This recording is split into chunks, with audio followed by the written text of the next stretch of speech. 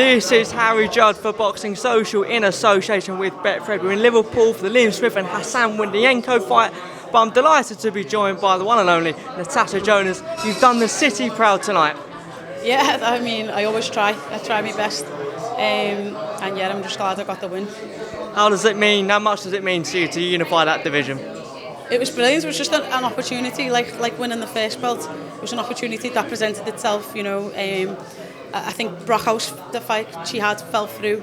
My fight with Hannah fell through, and it just so happened that two champions were available, and you know we was both looking for opponents. And good on her, she took the fight, and Ben said to me straight away, "Do you want the fight?" And I was like, "Yeah."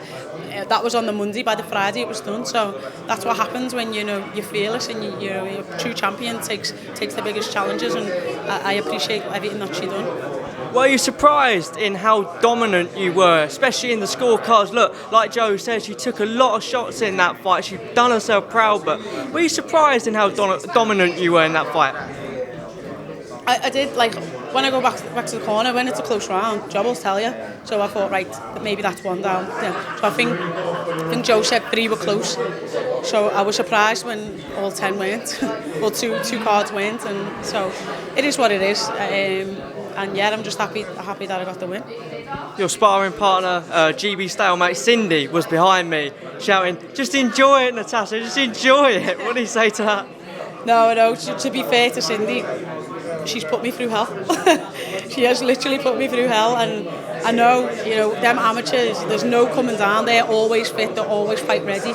And I was swapping in and out and doing different amateurs, and I knew if I can replicate even half the stuff that I do with them, then I knew I'd win. You mentioned after the fight you want to be, well, maybe there's a chance to be the 2-weight, 3-weight world champion. Just talk about what's next for you. Whatever opportunities are available, whatever that is. So whether that's, you know, fighting TKO or the winner of Rankin and Harper, or whether that's going down and fighting McCaskill after their fight with Chantal, who knows. And also Liam Smith's just obviously been on now. It was a bit of a strange not strange ending to the fight. What did you make of it? Yeah, it was just a little bit bizarre. I was at half talking to my family, and then I looked around, he'd got him down, everyone cheered, and then it was like kind of over. But it was weird, and I think, you know, he said at the end he was really disappointed because he never actually got to get into the rhythm and break him down like we knew Liam can. So he wouldn't have wanted to finish like that, but we both win, you know. There's nothing else we can complain about. It was a bittersweet ending, but we see Hassan spit his gum shell a few times, he took the knee a few times. Was the stoppage right in your decision? I wasn't concentrating enough. I seen that he went down, I thought he'd gone over on his ankle, and then it was like he was okay, so I was a bit confused of what it was that I thought it was his lace at first, and then so I didn't really know, but I think Liam knew from the sparring that he'd done, not that means anything all the time, but he knew that he had that in him, and he had that quit in him, and Liam was, you know, saying that to him on the scales, remember the spar, you remember how it ended, and yeah, so he knew he had that in him, and I think Hassan knew. He threw his best shot, he'd come out and give his best for 3 rounds, and it was only going to get worse, because Liam is one of them fighters that gets progressively better, and once he's worked you out, he breaks you down, so it was going to be... What's Joe Gallagher said to you after the fight? What's the conversation's been with him?